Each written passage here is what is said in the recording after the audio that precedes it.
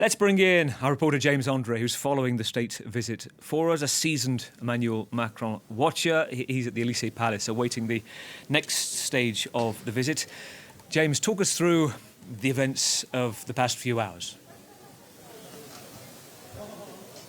Yes, well, in the past few hours here at the Elysee Palace, Ursula von der Leyen arrived first here around 10:30. She first met with Emmanuel Macron as a preparatory meeting to what was going to come afterwards, and that is a trilateral meeting between Emmanuel Macron, Ursula von der Leyen, the head of the European Commission, and President Xi Jinping. So very much on the table, trade, of course, and Ukraine. When it comes to trade, well, what we've been hearing here at the Elysee Palace is that, there's been some sort of there's been a discussion about it. As we know, there have been, a bit of a tit-for-tat trade argument between Europe and China, with the EU indeed putting sanctions or opening inquiries onto Chinese products that are accused of being dumped here on the EU market. On the other hand, we had retaliation for the Chinese, including when it comes to brandy, and that, of course, has hit France very directly. It's seen here at the Elysee Palace as pretty much a direct attack when it comes to France,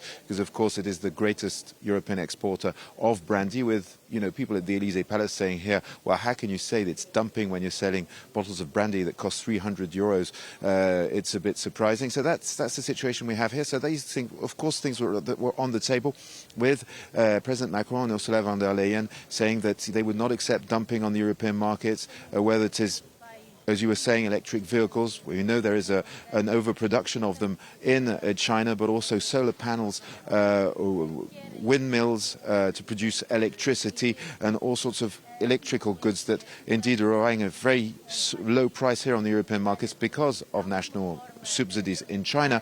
And on the other hand, President Xi, who indeed took this on board, this is what we've been told here. So no clear, decisions when it comes to the trade aspect of things. On Ukraine, we're being told that indeed it's the first time that at this level, Xi Jinping, this is obviously President of China, so the highest level, there is, he has said that he had no intention of exporting arms directly to Russia for use in Ukraine, and that there would be tighter control when it comes to goods that have a double usages, as they call them, which can be used militarily, but also that can be used for more civil applications. Now, an example would be, for example, digitally controlled production machines that are being used, according to Europe and France, to produce weapons in Russia that are being sent by China, but also drones, for example, or observation systems.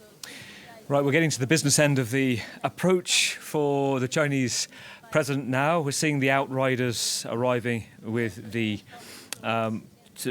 cars being flanked at the moment. There are a lot of them, as you can see, in this convoy of President Xi and his wife Peng Liyuan. Very interesting what you said there, James, because the two issues, we have the Ukraine issue, which China is being accused of this dual use, things that you could use in civilian life, things you could also use for the military. China says, no, it is a non-participant, was the latest statement in Ukraine. So pushing back on that. But it's also said very clearly it's got a no bars relationship with Russia, very close in the past 2 years. As we watch the cars continue to head to the Elysee. The other point you made is actually key here, because we're looking at the world's largest exporter here, China. The stuff around us every day, in our mobile phones' pockets, the silicon chip manufacturers, the second largest economy as well. Manufacturing domination in large parts of the world. You hit upon it, James. The next big vision for Xi Jinping is to dominate the tech world. And you talked about electric cars. The BYD, not very commonly known, but it's the biggest electric car manufacturer right now. It comes from Shenzhen.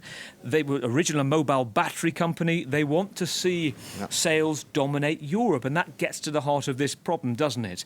France wants to sell cosmetics in China. Germany wants to sell its cars in China, and China says, well, come on, you've got to do the same thing for us. Yeah, very much so. So one of the key aspects is opening markets in one way, but in the other as well, which is what the Europeans are saying, that in fact they are in effect being stopped from, attacking, if you will, or at least being very present on the Chinese market. Just pause with me a second, James. I want to carry on. Let's just catch the minute. And that needs to stop. James, as the leaders meet in Greece. Thank you to be here. 非常感谢再次看到我的夫人。非常高兴再次见到你。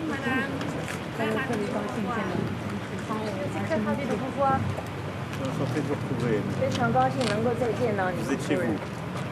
我也一样，谢谢。 Merci infiniment. Merci. We just wanted to be a fly on the wall there to see if we could pick up some of the conversation. He said, "You are welcome to feel at your home as it is our home." So nice smiles, nice weather, as you can see. It was pouring down and pretty grim when they arrived yesterday. So a nice spring day. And, you know, certainly when it comes, James, to the photo of it all, the family photo moment, it looks like these two men have a good personal relationship. And I guess that's part of the dynamic here as well. I think there are plans from Emmanuel Macron to take President Xi round to some of the places he saw in his childhood.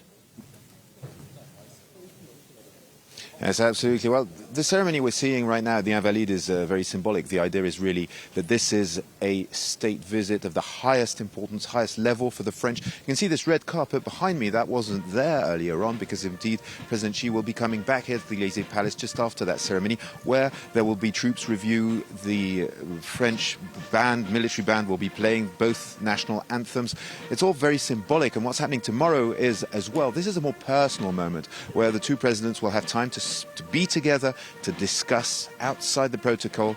They will be in the Pyrenees. It's a very important place for Emmanuel Macron, where his grandmother used to live. They're going to go up the Tourmalet col in the mountains, and they're going to spend some time together. Then again, it's once again an opportunity for both presidents to talk to each other face to face, to take the time to try indeed for Emmanuel Macron to work on the Ukrainian problem. Because last time they met, in fact, Emmanuel Macron had managed to convince President Xi to have a telephone conversation with Volodymyr Zelensky. Now we'll see what happens this time, if something will come out of it. But it's true that China for now is still staying on this stance of neutrality, and yes, France and Europe want to push him to act and use his clout he has with Vladimir Putin to change things. So